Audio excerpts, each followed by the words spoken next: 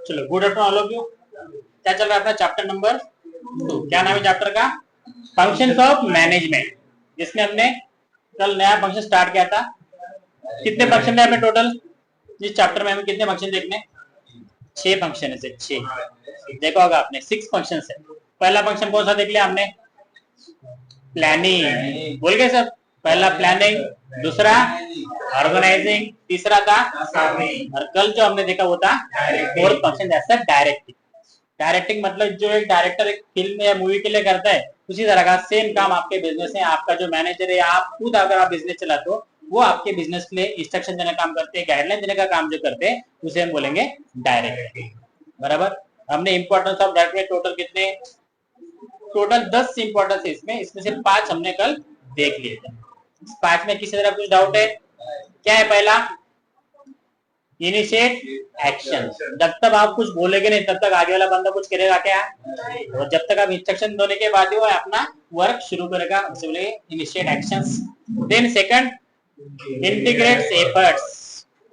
कि सब अलग अलग डिपार्टमेंट होते हैं, हर डिपार्टमेंट का काम अलग अलग है, सब लोग अगर साथ में मिलते काम करते तो उसका फायदा किसको मिलता है? आपको, बिजनेस को। लेकिन उन सबको साथ रखने का काम किसका है? मैनेजर का, जो कि उसके इंस्ट्रक्शन के थ्रू होगा।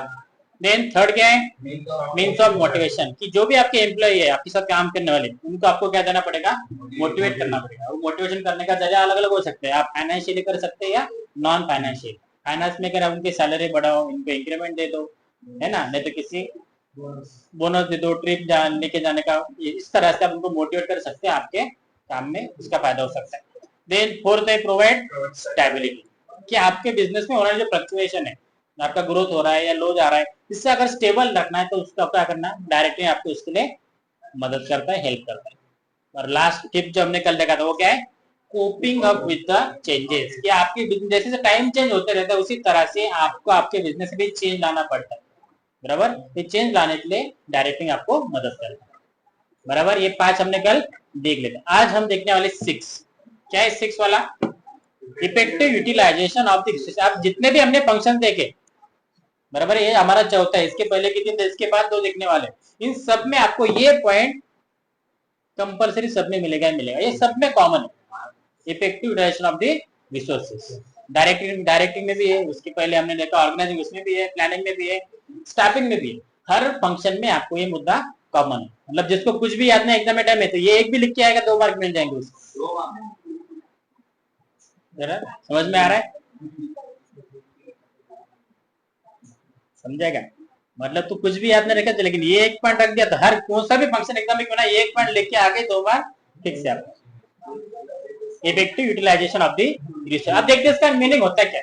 हर फंक्शन के हिसाब से इसका मीनिंग नॉर्मल चेंज होता है, ज्यादा कुछ नहीं। बराबर। अब रिसोर्सेज होते हैं, रिसोर्सेज कौन कौन से होते हैं? देखो, मेन है, men, machine, material as well as money. कि अगर आपको बिजनेस शुरू करना है तो बिजनेस में अलग अलग रिसोर्सेज का हम यूज करते हैं। बराबर है। जैसे कि मेन से एम्प्लॉय आपको लगते हैं, ह्यूमन पावर लगता है।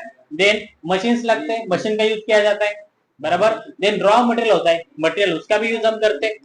And money, money is also resource. इन सबका यूज करके आप अपना बिजनेस चलाते हैं। अब डायरेक्टिंग इसमें किस तरह से मदद करता है कि ये जो रिसोर्सेस है, उस रिसोर्सेस का आपको इफेक्टिव ज्यादा से ज्यादा किस तरह से आप इसका यूज करके ज्यादा से ज्यादा फायदा कर सकते हैं आपके बिजनेस के, उससे बोलेंगे हम effective utilisation of the resources. समझ में आ रहा है इसका मीनिंग? एक अर्थ क्या होगा उसका? तो अब देखो, direction involves assigning duties and responsibilities to the everyone. अब जो भी कंपनी का मैनेजर है, बिजनेस का मैनेजर है, बिजनेस का ओनर है, वो क्या करता है? हर किसी को उसका काम समझाते हैं, उसे काम किस तरह से करना है। एम्प्लॉय का जितने अलग है, सुपरवाइजर का काम अलग है, सेल्समैन का काम अलग है, हर किसी का काम उसे क्या करना है ये बताने का काम कौन करता है? तो उसने हर सबको अपनी रिस्पॉन्सिबिलिटी दे दी है। So the proper instructions and the systems are developed to avoid the wastage, duplication of papers and etc. जितना अच्छा प्रॉपर गाइडेंस उसको करेंगे, उतना अच्छे से वो क्या कर पाएगा? उसका काम कर पाएगा। और उसके गाइडेंस अच्छे से नहीं मिला, उसे इंस्ट्रक्शन सही से नहीं मिली, तो काम कर पाएगा क्या? मतलब जो रिसोर्स है, अगर रिसोर्स का आपको प्रॉपर यूज करना है तो उसके लिए आपको प्रॉपर इंस्ट्रक्शन उसको देना जरूरी है। समझ में आ रहा है कि जितना अच्छा सही से उसे इंस्ट्रक्शन मिलेगा, उतना अच्छा सही से वो काम करेगा और उसका फायदा मिलेगा आपके बिजनेस।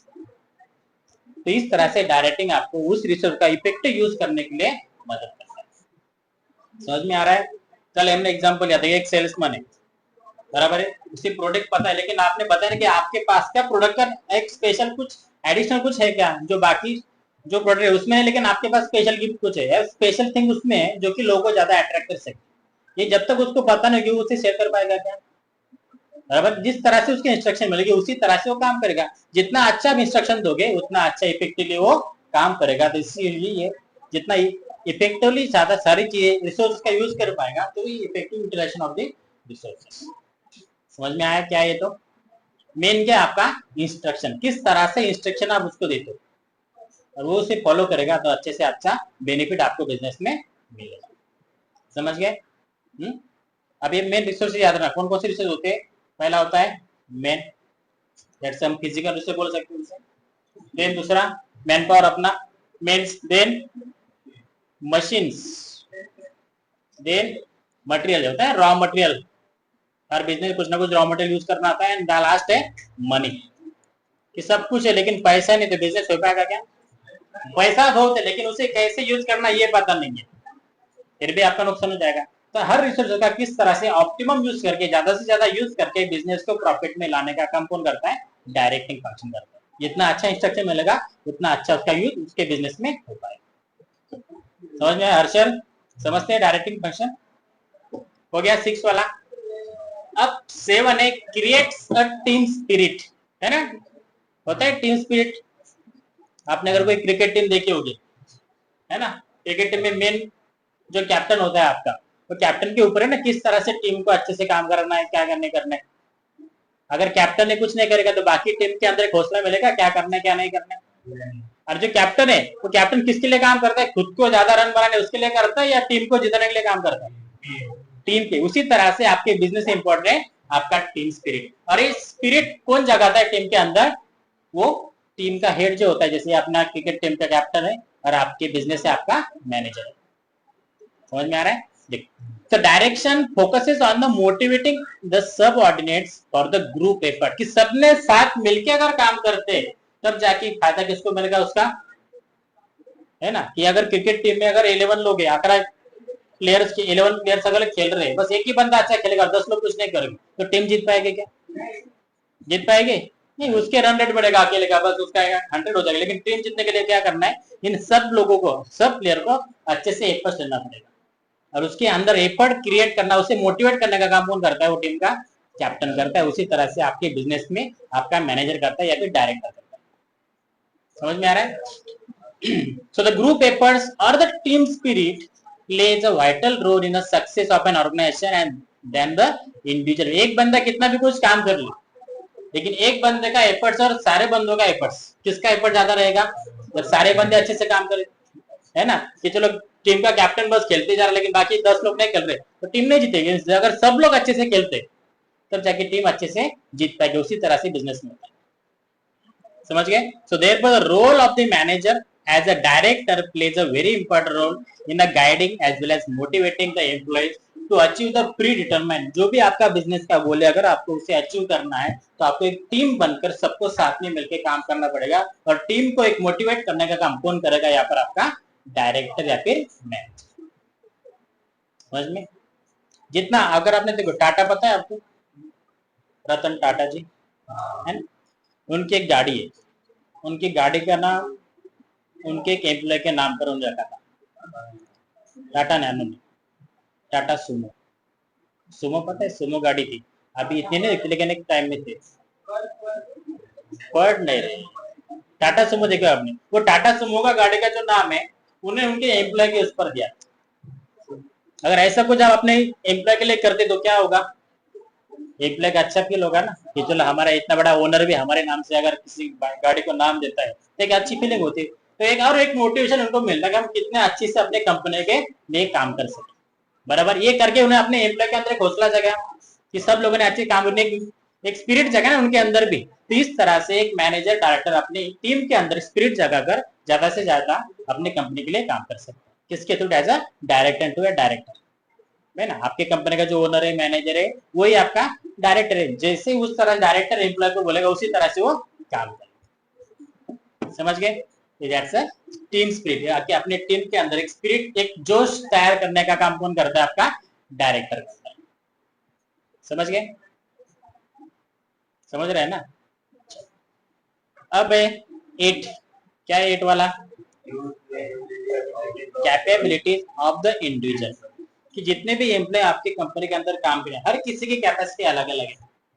बराबर, कोई बंदा कैशियर जो अच्छा अकाउंटिंग कर सकता है, अकाउंटिंग में अच्छा है, कोई बंदा सेल्स में अच्छा है, कोई बंदा और किसी चीज में, हर किसी की कैपेसिटी अलग अलग है, हर किसी का क्वालिफिकेशन अलग है, हर किसी का स्किल अलग है। तो उनका हर किसी का स्किल क्वालिफिकेशन देखकर आपको उसको क्या देना पड़ेगा? काम देना पड़ेगा, उसके हिसाब से उसको इंस्ट्रक्शन देना पड़ेगा। समझ गए? तो जितना अच्छा, अगर उसका स्किल उसके पास है और वही काम अगर हमने उसको दिया तो क्या करेगा? वो अच्छे से काम कर पाएगा, है ना? कोई बंदा जैसे सेल्स अच्छा कर सकता है, लेकिन आप उसे दे रहे हो काउंटर संभालने का, अकाउंटिंग का काम, तो अच्छे से कर पाएगा क्या? तो जिसके अंदर वो स्किल है, अगर वो काम उसे हम देते तो और अच्छा प्रॉफिट बेनिफिट आपकी कंपनी के लिए वो ला सकता है। तो इसी के बारे में बोलते हैं, so every individual has a various capabilities, हर किसी के अंदर एक अलग अलग क्षमता होती है ना? कि चलो किसी को अकाउंट अच्छा लगता है, किसी को ओसी में अच्छा लगता है, कोई मैथ में अच्छी मार्क्स लगता है, कोई साइंस में अच्छी मार्क्स लगता है, हर किसी की कैपेसिटी। उसी तरह से एम्प्लॉय की भी अपनी अपनी कैपेसिटी अलग अलग होती है। सो और potential in addition to their formal qualification, कि क्वालिफिकेशन तो सबके पास है, लेकिन वो क्वालिफिकेशन छोड़ने के बाद भी अपना अपना एक स्किल होता है जो हर किसी के अंदर अलग अलग होता है। So the direction helps to identify and utilise their abilities to the best performance by encouraging and motivating them just like a leader. जो भी आपका डायरेक्टर है, मैनेजर है, ओनर है बिजनेस का, वो एक लीडर की तरह आपके लिए काम करता है, एम्प्लॉय के लिए काम करता है, कि हर एम्प्लॉय के अंदर जो स्किल है, जो भी क्वालिफिकेशन है, उसके हिसाब से उसे मोटिवेट करना और उस काम के लिए आगे बढ़ाने के इंस्ट्रक्शन देना, गाइडलाइन देना, जो काम करता है आपका डायरेक्टर। समझ में आ रहा है? हर किसी का स्किल अलग है ना, उसके स्किल के हिसाब से अगर हम उसे वो काम देंगे तो और अच्छे से वो काम कर पाएगा, जिसका फायदा आपको बिजनेस को मिलता रहेगा। समझ गए? मेन फोकस क्या है इसमें? इंस्ट्रक्शन देने के ऊपर, गाइडलाइन देने के ऊपर, कि हर किसी का स्किल है, जो स्किल को पहले आइडेंटिफाई करो और उसी के हिसाब से उसको काम दो। समझ गए? ये हो गया 8 वाला। अब 9th है, increases the efficiency level. Efficiency पता है? इफिशियंसी हम क्या बोल सकते हैं? इफिशियंसी को उसकी कैपेसिटी किस तरह से इंप्रूव कर सकते हैं, उसे बोलेंगे efficiency. So the guidance and motivation is given to the subordinates to perform at their best level, कि चलो अगर आपका एम्प्लॉय का अपनी सैलरी बढ़ा दी तो उनकी क्षमता है काम करने की, लेकिन जब हम सैलरी बढ़ा देते हैं और ज्यादा क्षमता से वो क्या करता है? काम करने की कोशिश करता है। एक टारगेट आपने सेट कर दिया, वो तो टारगेट को अचीव करने के लिए क्या करेगा? वो और ज्यादा मेहनत करेगा, तो उसकी इफिशियंसी लोड क्या बढ़ेगी? इंक्रीज होती है, उसकी कैपेसिटी से बाहर जाकर वो काम करने की कोशिश करेगा, उसे बोलेंगे increasing efficiency. So being a leader, team spirit is created by the manager as well as proper techniques of supervision are used and it works positively and results into the enhancing the efficiency level of the whole organization.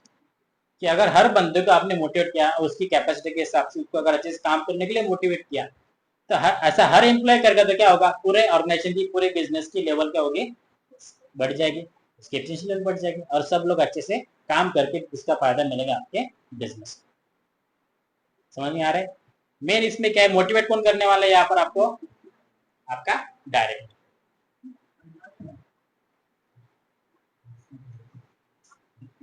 अब last है आपका 10th number का important, जिसका नाम है cooperation. Cooperation मतलब हम सब साथ साथ है, इसी तरह की भावना क्या है? कोऑपरेशन, है ना? Cooperativeness. So the cooperation is necessary for the smooth flow of organisational activities. It should be created by the manager, that's a director from the top level to the bottom level of the management. Healthy cooperation, teamwork and higher efficiency level lead to the attainment of the goals. अब देखो कि आपके business में जो cooperation है वो किस तरह से बिजनेस को इंक्रीज करने के लिए, बढ़ाने के लिए, ग्रोथ के लिए किस तरह से इंपॉर्टेंट है। अब आप एक मैनेजर और डायरेक्टर हो, आपको पूरा बिजनेस संभालना होता है, बराबर है? जो मैनेजर है बस वो एक ही डिपार्टमेंट देखेगा क्या? अगर कोई बड़ी कंपनी तो हर डिपार्टमेंट का अलग अलग मैनेजर होता है, लेकिन मान लो अभी आप आपके बिजनेस के ओनर हो, तो आपको आपके बिजनेस के जितने भी डिपार्टमेंट है वो सबके तरफ आप खुद अकेला ध्यान देने वाले हो, बराबर है? एक 4 या 5 डिपार्टमेंट हो सके, 4 या 5 डिपार्टमेंट को आपको ध्यान देना। अगर सब डिपार्टमेंट अगर साथ में लेके काम करेंगे तो क्या होगा? बिजनेस ग्रो होगा? नहीं होगा? नहीं होगा। सब लोग साथ में करेंगे तो ग्रो होगा या नहीं होगा? और अगर सब लोग अलग अलग तरीके से काम करेंगे, बस एक ही डिपार्टमेंट काम कर दूसरा कुछ नहीं कर रहा है, तो हो पाएगा? तो ये सारे डिपार्टमेंट को एक साथ जोड़ के रखने का काम कौन करता है?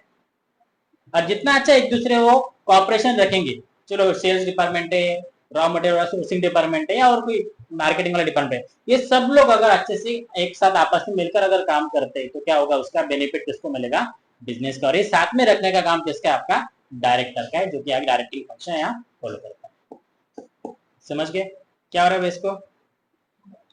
फिर बाहर जाके आना है।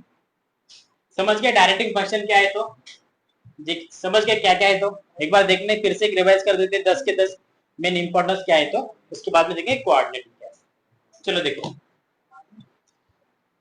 सबसे पहले तो डायरेक्टिंग के डेफिनेशन क्या है एक बार लिख लेते हैं शॉर्ट में, क्या क्या डायरेक्टिंग का मीनिंग। नोटबुक तो सबके सामने है ना, चलो भाई बोलते वो वर्ड्स लिखो, बस शॉर्ट में देखेंगे क्या क्या है उसमें।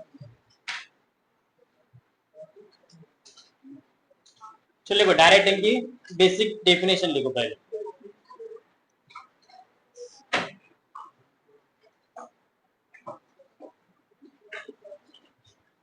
डालो heading directing.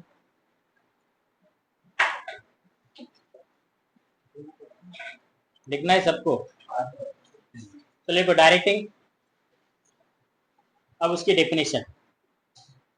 Directing it is a process, it is the process of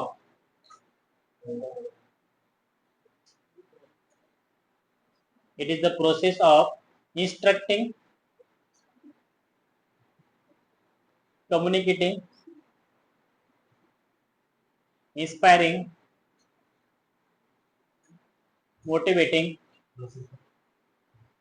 ठीक है स्लो बोलो थोड़ा है ना। So it is the process of instructing,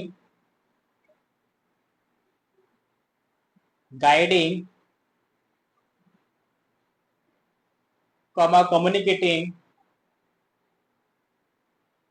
inspiring, motivating and supervising the employee। बस इतना ही याद रखो, हो जाएगा। Motivating and supervising the employee. क्या डिफरेंस वंश क्या लिखा पड़ो एक बार?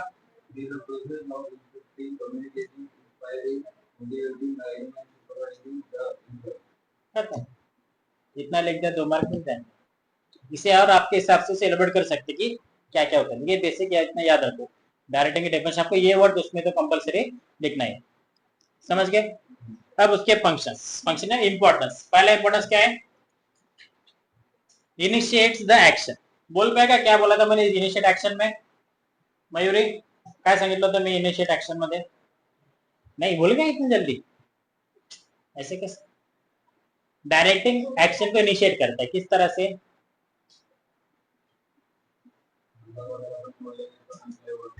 अगर तू किसी जगह नई जगह काम करने के लिए गई एज ए एम्प्लॉय बनकर, जब तक तुझे जो आपका मैनेजर है सुपर, जब तक वो कुछ बोलेगा तुम खुद से कुछ करेगी क्या?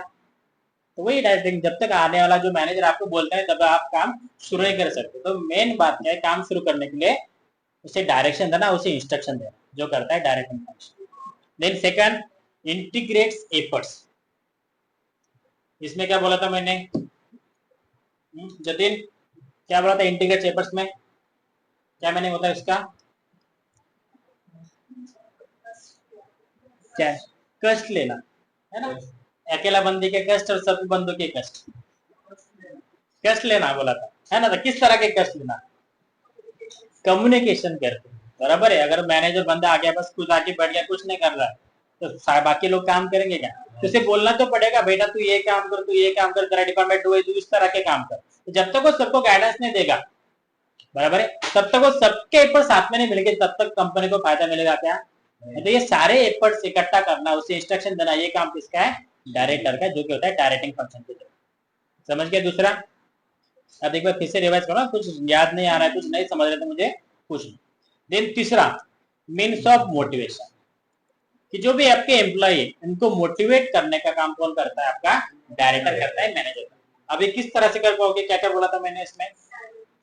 एक होता है इसमें दो तरह के, एक फाइनेंशियल थ्रू, दूसरा नॉन फाइनेंशियल। फाइनेंशियल थ्रू मतलब उसकी सैलरी इंक्रीमेंट करो, उसके साथ साथ उसे बोनस दे दो, है ना। तो नहीं तो कुछ परसेंटेज होता है कि अगर तूने इतना सेल किया, 10,000 का सेल किया, तो तुझे 2% उसके कमीशन में मिल जाएगा। इस तरह से वही सैलरी इंक्रीमेंट वही हुआ। बट देन इसके अलावा क्या कर सकते हो, उसे ट्रिप ट्रिप भी प्लान कर सकते हैं। चलो बेटा, तो इतना काम करेगा तो डायरेक्ट तुझे थाईलैंड लेके जाएंगे, है ना, रशिया लेके जाएंगे, है। तो इस तरह से हो गया ना, और कहा घूमोगे। तो इस तरह से आप आपके एम्प्लॉय को मोटिवेट कर सकते हैं, जिसके आपका कंपनी को फायदा मिले। देन फोर्थ, फोर्थ क्या है वंश? स्टेबिलिटी। क्या बोला था इसमें मैंने? हाँ, मतलब आपकी जो भी बिजनेस है वो तक कम ज्यादा, कभी बढ़ भी सकता है, कभी लो भी हो सकता है। तो एक मार्केट में चलता है, लेकिन आपके बिजनेस अगर आपको स्टेबल रखना है, अच्छे फ्लो में रखना है, तो उसके लिए आपके सारे एम्प्लॉय को अच्छे से गाइडेंस करना पड़ेगा, अच्छे से किस तरह से वो अपने बिजनेस को आगे बढ़ा सकते हैं। इसके लिए आपको काम करना पड़ेगा, जो कि थ्रू होता है डायरेक्टिंग प्रोसेस के थ्रू। तो एक आपका बिजनेस एक स्टेबल रखने के लिए कौन मदद करता है? डायरेक्टर या डायरेक्टर। समझ गए? देन फिफ्थ क्या है हर्षल, क्या है बात पर फिफ्थ वाला? Changes, coping up with the changes. क्या था इसमें Madhavi? Coping up with the changes में क्या बोला था मैंने?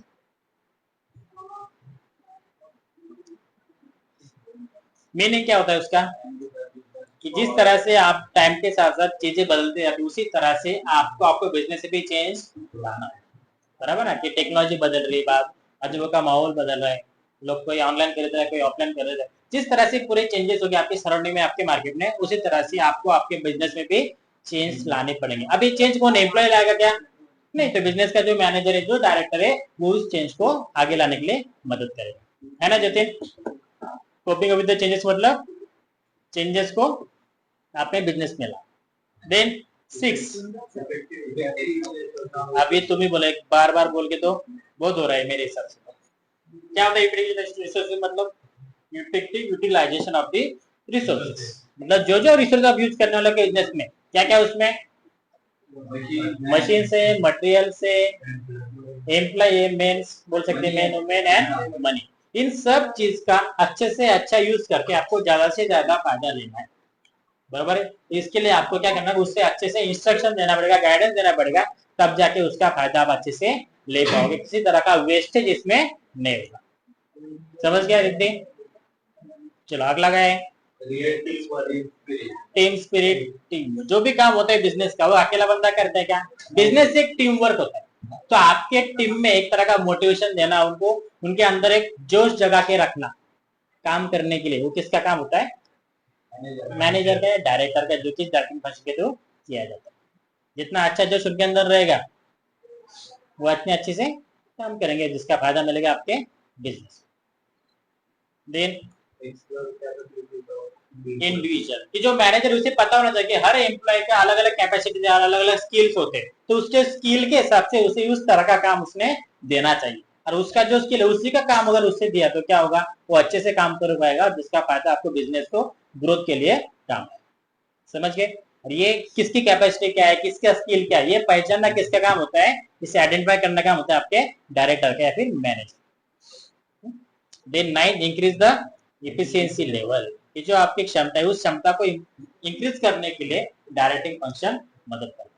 एंड लास्ट, कोऑपरेशन, कि अगर सब डिपार्टमेंट को अगर एक साथ काम करके करने के लिए मदद करना है, सबको साथ रखना है, तो मैंने आपका डायरेक्टर किस तरह से उनके साथ गाइड करता है, उनको इंस्ट्रक्शन देता है, उनको मोटिवेट करता है।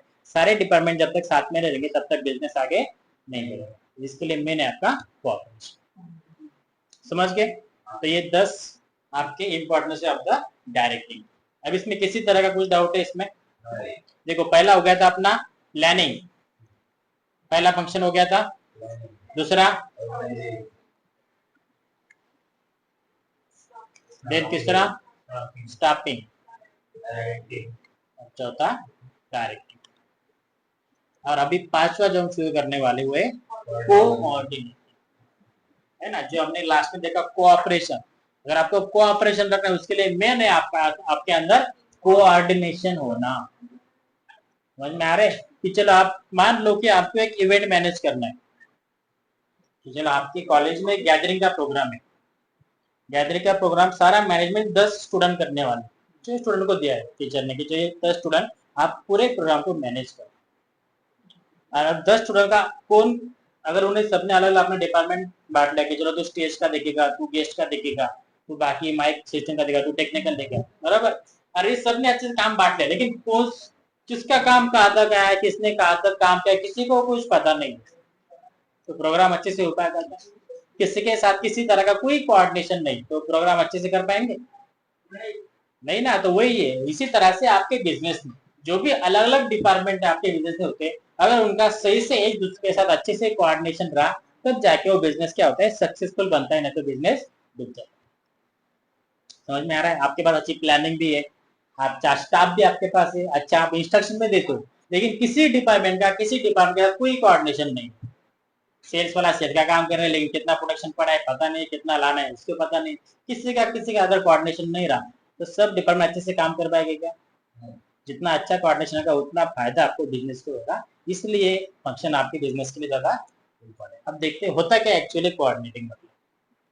एक बेसिक आइडिया आगे, कोऑर्डिनेशन मतलब क्या होता है, आपस में एक दूसरे के साथ रिलेशन बोल सकते हैं मुझसे, एक अच्छा रिलेशन किस तरह से बनाना चाहिए, जी बोल सकते। सो देखिए कोऑर्डिनेटिंग होता क्या है, यहाँ तक ले रहे, डायरेक्ट में किसी तरह कुछ डाउट है? कुछ नहीं, जाना है फिर आगे, चलो देखो coordinating. So coordinating between the different functions and all the levels of employees is the essence of the organization success। कि अभी मैंने बोला कि अगर आपको बिजनेस को अच्छे से ग्रोथ पे लेके जाना है, अच्छे से ग्रो करना है, तो सब डिपार्टमेंट में सब एम्प्लॉय के साथ, मैनेजर का एक दूसरे के साथ क्या होना जरूरी है, कोऑर्डिनेशन होना जरूरी है।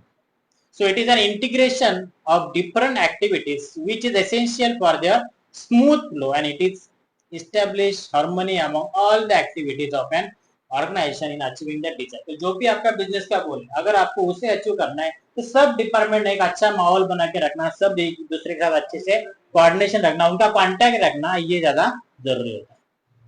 मानते इस बात को, आपकी जरूरी होता है ये, अगर मानते तब जाके आपको फंक्शन अच्छे से समझ पाए, नहीं मानते तो ये समझने के बाद समझ जाओगे किस तरह से। चलो देखो डायरेक्ट डेफिनेशन क्या बोलते हैं, coordination is the integration of and synchronization of the efforts of a group so as to provide unity of action for the organizational goals, and it is hidden force which binds all other functions of the management. Easy भाषा में अगर बोला जाए कि आपके business में जो भी अलग अलग डिपार्टमेंट है ना, कोई सेल्स डिपार्टमेंट है, कोई एचआर डिपार्टमेंट है, कोई सोर्सिंग डिपार्टमेंट, इन सब डिपार्टमेंट को आपस में जो जोड़ के रखता है, इन सबको एक दूसरे का बाइंड करके जो रखता है, वो होता है आपका कोऑर्डिनेशन, और उसी को हम बोलेंगे कोऑर्डिनेटिंग। समझ गए कि सारे डिपार्टमेंट को एक साथ किस तरह से जोड़ के रखना है। जब तक सब डिपार्टमेंट के साथ में एक साथ कुछ बातचीत नहीं होगी, कि डायरेक्टर अच्छे सबकी तरफ ध्यान नहीं देगा, तब तक सारे डिपार्टमेंट एक दूसरे को कांटेक्ट कर पाएंगे क्या? इन सारे डिपार्टमेंट को एक साथ ज्वाइन करके रखने का जो प्रोसेस है, उसे हम बोलेंगे कोऑर्डिनेटिंग। ये में बोले तो कोऑर्डिनेशन। चलो अब इसके देखते हैं हम अलग अलग थिंक करके डेफिनेशंस। क्या है पहला नाम, क्या है माधवी, किसकी पहले डेफिनेशन? मैकफार्लैंड। बोलो क्या बोलते हैं मैकफार्लैंड? जतिन?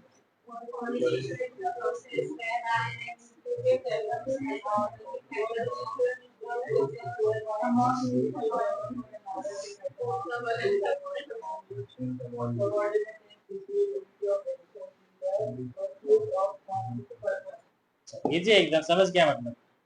चलो देखो एक एक करके देखते। सो कोऑर्डिनेशन एक प्रोसेस है, लेकिन किसका process? Whereby an executive develops an orderly pattern. एक पैटर्न बना है सबके, इसमें एक ऑर्डर का पैटर्न है, लेकिन किसका? Of the group efforts. एक ग्रुप है ना अलग, इन सारे ग्रुप में एक पैटर्न बना है, एक ऑर्डर बना है अमंग हिज सबऑर्डिनेट्स, और किसके साथ? ग्रुप के मेंबर के साथ।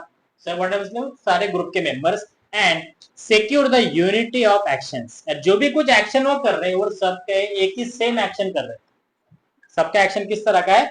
सेम है। विच bond sorry action in the pursuit of A common purpose, कि सबका पर्पज है। जैसे आपके बिजनेस में जितने भी एम्प्लॉय है, वो सारे किसके लिए काम कर रहे हैं? बिजनेस के ग्रोथ के लिए। सारे डिपार्टमेंट, जितने भी डिपार्टमेंट आपके बिजनेस में, ये सारे डिपार्टमेंट का मेन एम क्या है? कि आपकी बिजनेस को ग्रोथ करना, उसे प्रॉफिटेबल बनाना। समझ गए? तो इसी तरह से एक जो फ्लो होता है, ये जो प्रोसेस होता है कि सारे डिपार्टमेंट को एक ऑर्डरली कनेक्ट रखना और एक ही एम के लिए, एक ही गोल के लिए उसे पूरा करना, उस एक्शन को क्रिएट करना, उसे बोलेंगे कोऑर्डिनेशन। ज्यादा हो रहा है नहीं ना? चलो देखो क्या फिर से, coordination is the process whereby executive develops an orderly pattern of group efforts among the subordinates and secure the unity of actions in the pursuit of a common purpose. जो भी आपका कॉमन पर्पस है, आपके business को profit में लाना, उस common purpose के लिए सारे के सारे डिपार्टमेंट एक साथ एक ही एक्शन जो करते हैं, उसे बोलेंगे कोऑर्डिनेट। समझ गए? ये किसकी डेफिनेशन है? मैक फर्लैंड। अब दूसरी है हेनरी फ्योल, इसका नाम हमने इसके पहले भी देखा था, हेनरी फ्योल है ना, चैप्टर नंबर पर प्रिंसिपल्स ऑफ मैनेजमेंट। यस, इनके 14 प्रिंसिपल्स के चैप्टर नंबर 1 में। अब देखो इनकी डेफिनेशन क्या है, क्या बोलते हैं हेनरी फ्योल साहब? To coordinate is the harmonise all the activities for concern to facilitate its working and its. कि अगर आपको बिजनेस को आपको सक्सेस के ऊपर लेना है, अच्छा सक्सेस आपको पाना है, तो क्या करना पड़ेगा? सारे के सारे जो भी एक्टिविटीज है उनको एक साथ काम करना पड़ेगा। वही बोला ना उन्होंने, है ना जतिन?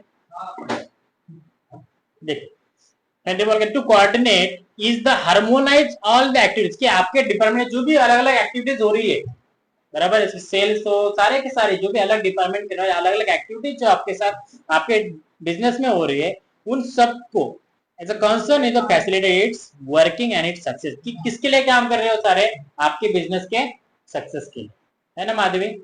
तो ये जो प्रोसेस होता है उसे हम बोलेंगे कोऑर्डिनेटिंग, कि सारे डिपार्टमेंट को एक साथ ज्वाइन करके रखना और बिजनेस को successful banana, that's a coordinate.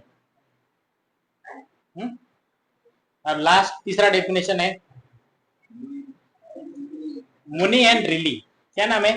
यही है ना, मुन्नी एंड रिली। माधवी इधर देखो, चलो पढ़ो डेफिनेशन क्या है माधवी इनकी, मुन्नी एंड रिली की डेफिनेशन।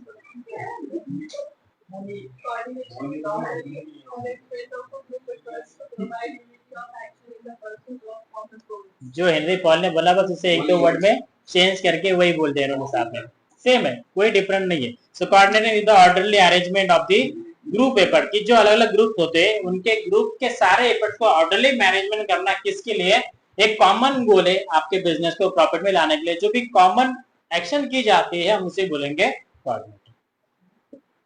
बस सारे इसमें बेसिकली बात क्या है कि जो जो अलग अलग डिपार्टमेंट है उन सबका आपस में कनेक्शन रखना, उनका साथ में एक्शन करके रखना, बस यही है। सबने यही बोला है कि क्या है? Orderly arrangement the group of effort, group effort मतलब सारे department, provides the unity of action, जितने भी सारे एक्शन हो रहे हैं वो सबका कैसा है? आपस में कनेक्शन है, वो दे आर यूनाइटेड, बस इसे बोलेंगे हम कोऑर्डिनेशन। क्या जरूरत जतिन? समझ गए डेफिनेशन क्या है कोऑर्डिनेशन? मतलब जब जितना बार बार रिपीट किया तो ज्यादा बोर होने लगेगा, ठीक है? डेफिनेशन की स्टॉप करते हैं। अब देखते हैं कि लगता है आपको कि आपके बिजनेस में कोऑर्डिनेशन होना जरूरी है? क्यों लगा? क्यों लगा? अगर एक ही बंदा पूरा बिजनेस संभाला तो किसके साथ कोऑर्डिनेशन करेगा? कस्टमर के साथ करेगा। क्यों जरूरी है बोलो?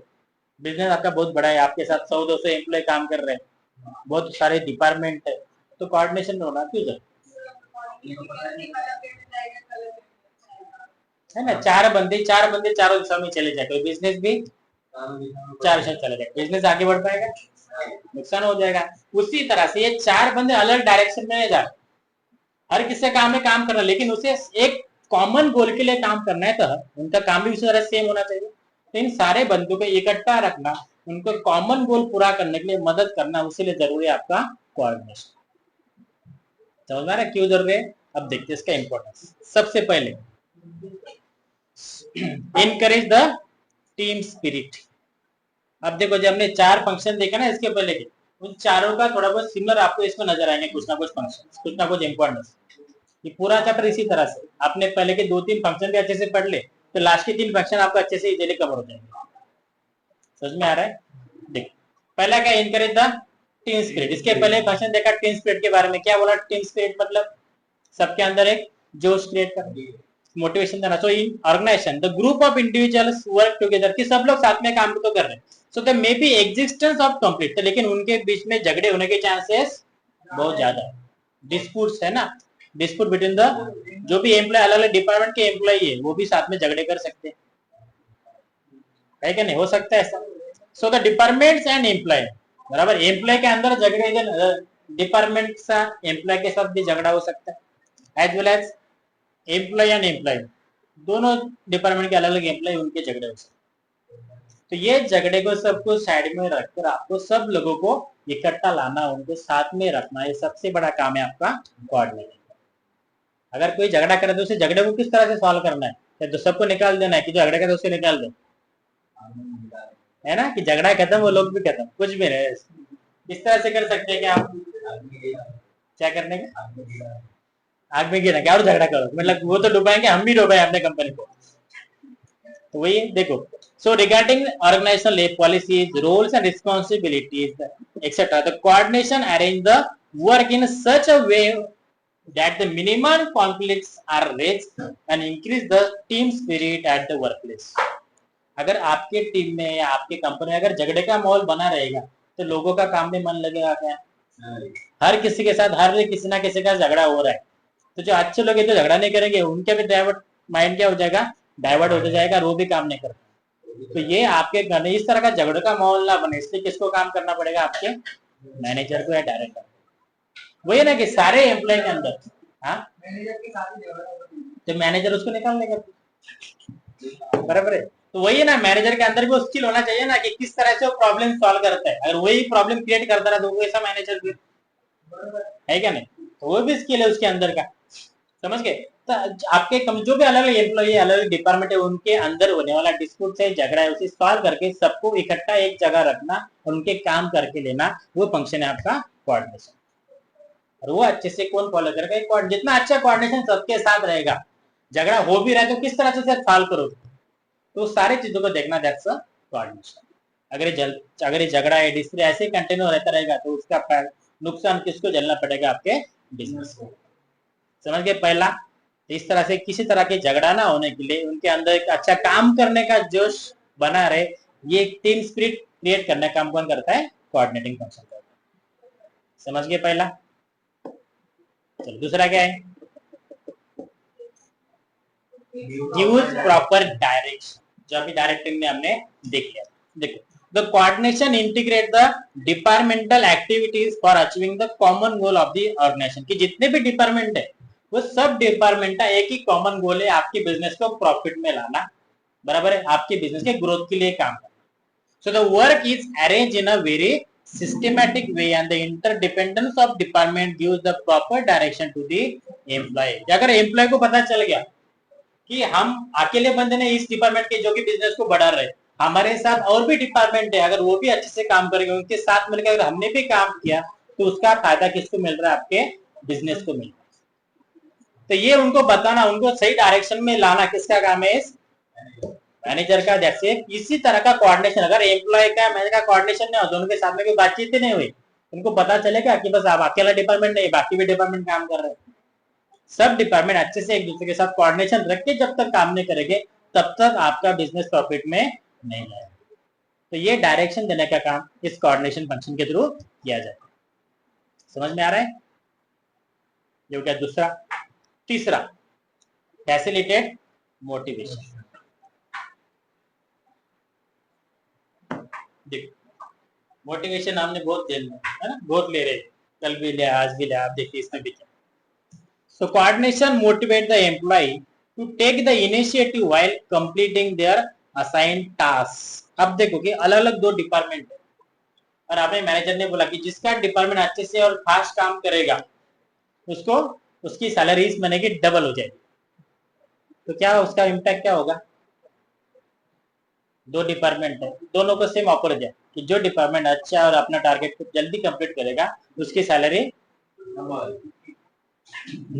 उसको छुट्टी मिल जाएगी, है ना, एक्स्ट्रा छुट्टी है। तो क्या होगा, उसका असर क्या होगा कि दोनों डिपार्टमेंट और ज्यादा इफेक्टिवली काम करने की कोशिश करो। और एक ही डिपार्टमेंट रहा तो क्या होगा, आपने आराम से चलो। इस तरह से अलग अलग डिपार्टमेंट है, अगर अच्छा कोऑर्डिनेशन रहा तो इसको मोटिवेट करने का काम भी कौन करता है? ये कोऑर्डिनेशन करता है। So coordination motivate the employ take initiative while completing their assigned task, then an effective coordination increase the efficiency and results into the growth and prosperity of the organization। दोनों डिपार्टमेंट जितने अच्छे से काम करेंगे उतना ज्यादा तेजी से ग्रोथ आपके बिजनेस का होगा। So a prosperous organization ensure job security, higher income, promotion and incentive। इसमें भी इससे हमने देखा था डायरेक्ट में उसी तरह का सेम मेथड यूज करके भी आप अपने पूरे टीम को, पूरे डिपार्टमेंट को मोटिवेट कर सकते हैं। And such monetary as well as non-monetary incentives provide a job security and motivate the employee for the hard work। अगर आपने बोल दिया कि आपकी सैलरी अगले महीने डबल होने वाले थे और ज्यादा तेजी से और ज्यादा इफेक्टिव काम करने की कोशिश करें। क्या हुआ? तभी ठीक नहीं? ठीक है, 3 समझ गए। पहला क्या देखा था हमने? Encourage the team spirit. दूसरा, तीसरा, अब 4 देखो, 5 ही देखेंगे आज। 4 देख लो। ऑप्टिमम या भी हमने देख लिया पहले, बस ये छोड़ दूं क्या? एक बार जस्ट और लुक कर लेते। ऑप्टिमम आप ही पता मुझे क्या होता है इसमें, फिर तो बोल दो optimum utilization of the resources. लेकिन अब आपका फंक्शन है कोऑर्डिनेटिंग। इस कोऑर्डिनेटिंग के हिसाब से किस तरह से इसका फंक्शन इंपॉर्टेंट है। हाँ वही है, ये अलग अलग डिपार्टमेंट है, अलग डिपार्टमेंट अच्छा कोऑर्डिनेशन रहा तो वेस्टेज भी कम से कम होगा और काम ज्यादा ज्यादा इफेक्टिव होगा। बस वही। और फिफ्थ वाला, अचीव ऑर्गेनाइजेशनल ऑब्जेक्टिव, कि मेन है कि जैसे मैंने बोला कि टीम का जो लीडर होता है, टीम का लीडर या किसी टीम का कैप्टन का काम क्या होता है? अपना खुद का रन रेट बढ़ाओ या फिर टीम को जिताओ। उसी तरह से डिपार्टमेंट अलग अलग होंगे लेकिन सबका मेन गोल क्या है? अपने बिजनेस को हमें ग्रोथ करना है, बिजनेस को आगे लेके जाना। तो ये उनके अंदर एक स्पिरिट होना चाहिए, उसके लिए ये। So coordination leads to the minimize the wastage of material, that's ideal time of employ, delay in the completion of targets, departmental disputes etc, and to a great extent it ensures the smooth working of the organization in the process achieving the objective of the organization। जितने झगड़े कम से कम होंगे, जितने सारे के सारे department आपस में मिलकर अच्छे से काम करेंगे, उतना ज्यादा बेनिफिट किसको मिलेगा? ये कोऑर्डिनेशन। अब ये सारे अलग अलग डिपार्टमेंट उनके अंदर झगड़े ना हो तो इसके लिए क्या करना पड़ेगा? अच्छे से उनके अंदर एक कोऑर्डिनेशन करना पड़ेगा। ठीक है, आगे ले लो 5। बस कर दो ना इतने आज के लिए, नहीं तो फिर ज्यादा दोनों मिक्सर हो जाएगा, डायरेक्टिंग का और कोऑर्डिनेटिंग, इधर के उधर उधर के इधर हो जाएगा। ठीक है, इसमें कुछ डाउट है अभी? तो चलो बेसिकली ये स्टॉप करते फिर अभी,